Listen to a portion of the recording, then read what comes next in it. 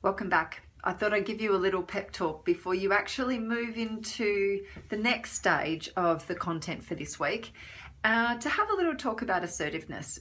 Now, I've been tutoring undergraduate communication courses for over 10 years, and I know from direct experience that this is something that a lot of students really struggle with.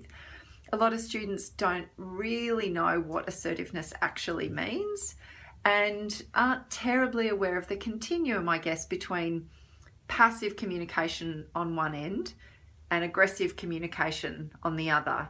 Or they understand that, but they don't understand what it's like to actually meet in the middle and find the balance of assertive communication. Now, I wanted to give you a bit of an introduction to this because this is something, I guess, that's very deeply personal to all of us, and it comes from many places. It often comes from our history, where we are now, the type of person that we see ourselves to be. So learning different skills can feel tricky, and it can feel like the words are a bit awkward and as though perhaps you're being someone that you're not familiar with. What I'd like to do, I guess, in this instance, if you do experience some of those, because again, in my history, I would say probably 90% of students do, I'd like you to remember that there are actually huge benefits from learning assertiveness. You might be someone who finds it nearly impossible to speak up for themselves, or you can only speak up for yourself with people that you know really well, and you can't speak up at work. So you find that you're always giving in to what other people want, and that feels really not very good. Or you might find that you don't say anything, and don't say anything, and then all of a sudden you sort of explode because you can't keep it in any longer and you're feeling really upset by the situation. Or you might find that you're someone who's quite quick when you're challenged, that it sort of gets you back up, and so you get in there and tell them what you think. Don't give yourself a hard time if this is you.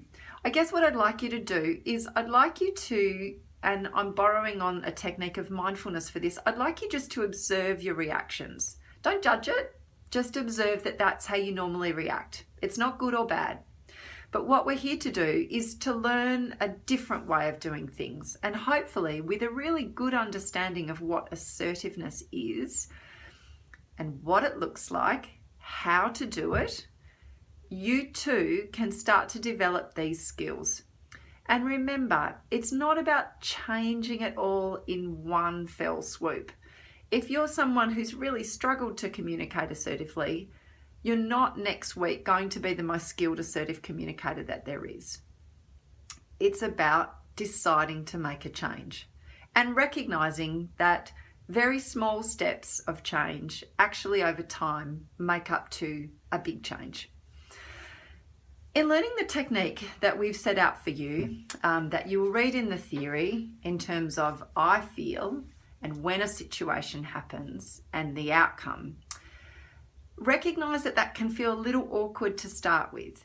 You do need to practice it with those specific steps, and over time, as long as you adhere to the principles, you can come to adapt it to your words.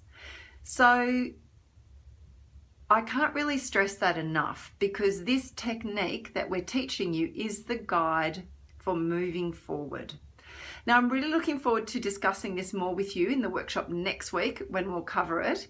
But please do, I urge you all to recognize progress, stick to the method that we have laid out for you in the content for this week, and most importantly, don't give yourself a hard time if you don't get it right straight away, or it still feels really hard. But do make an effort to working towards developing this really important communication skill. Okay, look forward to chatting with you next week.